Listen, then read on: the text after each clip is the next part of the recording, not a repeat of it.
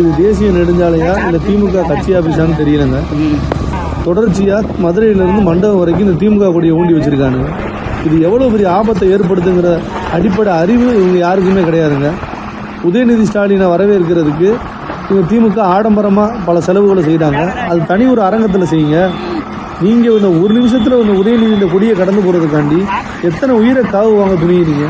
இது எவ்வளோ பெரிய ஆபத்தான செயல். இதெல்லாம் அராஜக போக்கு இல்லையா? நீதிமன்றம் பொது இடங்களில் கொடியே ஊண்டக்கூடாதுன்னு சொல்கிறாங்க, இருக்கிற கொடியில் அகற்ற சொல்கிறாங்க. நீ என்னன்னா தேசிய நெடுஞ்சாலையில் 200 கிலோமீட்டருக்கு திமுக கொடியை ஊண்டி வச்சுருக்க. இதெல்லாம் யார் கொடுக்குற தைரியம்? நேற்று இப்படி தான் உதயநிதி ஸ்டாலினை வரவேற்க கூட்டிகிட்டு போன ஒரு பெண்ணு இறந்து போயிட்டாங்க, விபத்தில் இறந்து போயிட்டாங்க. அந்த குடும்பம் இன்னைக்கு தெருவில் நின்று அழுதுகிட்டு இருக்கு. இப்படி பல பேர் குடும்பத்தை சுடுகாட்டில் தள்ளிட்டு தான் இந்த உதயநிதிக்கு வரவேற்பு கொடுக்கணுமா? மக்கள் உயிர்னா உங்களுக்கு அவ்வளோ விளையாட்டாக போச்சா? அப்படி என்னங்க அவர் சாதிச்சிட்டாரு? ஸ்டாலினோட மகன்னா அது வீட்டோட வச்சுக்க, இல்லை உங்கள் கட்சி ஆஃபீஸோட வச்சுக்க.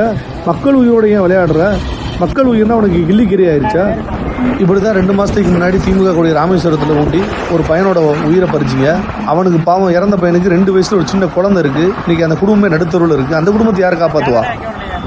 அதுவும் இன்றைக்கி முகூர்த்த நாள், அதுவும் ஞாயிற்றுக்கிழமை, சுற்றுலா பயணிகள் அதிகமாக ராமேஸ்வரத்துக்கு வரக்கூடிய நேரம். இந்த நேரத்தில் சாலையில் ரொம்ப போக்குவரத்து நெரிசலாக இருக்கக்கூடிய நேரத்தில் இந்த மாதிரியான கொடியை 2 பக்கம் ஊண்டி வச்சுருக்கானுங்க. அது ஊண்டி இருக்க இடம் பார்த்திங்கன்னா அந்த மண் களிமண் மாதிரி உள்ளது. அங்கே கொடியை பலமாலாம் ஊண்ட முடியாது, அது எப்போனாலும் சாயும். பல கொடிகள் சாஞ்சு கிடக்கு. கிட்டத்தட்ட 1 லட்சம் கொடிக்கு மேலே அப்படி ஊண்டி வச்சுருக்காங்க. அதுவும் 15 அடி கொடி, 30 அடி கொடி. இந்த 30 அடி கொடி உள்ள பைப்லாம் ரோட்டில் விழுந்தால் அது எவ்வளோ பெரிய விபத்தை உண்டாக்கும். அதனால் எவ்வளோ பெரிய பேரிழப்பு ஏற்படுங்கிறதெல்லாம் சிந்திக்க முடியுது அவளால். இந்த மாவட்ட நிர்வாகம் கொடியே ஊண்டக்கூடாதுன்னு ஒரு உத்தரவு பிறப்பிச்சிருந்தாங்க.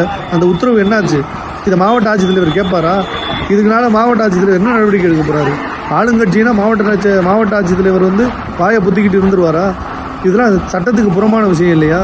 மற்ற கட்சிகள் ஏதாவது கொடி ஊண்டுனா அதுக்கு உடனே பிடுங்கி அதுக்கு அனுமதி மறுக்கிறீங்கல்ல. ஆளுங்கட்சிக்கு ஒரு நீதி, எதிர்கட்சிகளுக்கு ஒரு நீதியா? ரொம்ப வன்மையாக கண்டிக்கத்தக்க நடவடிக்கை.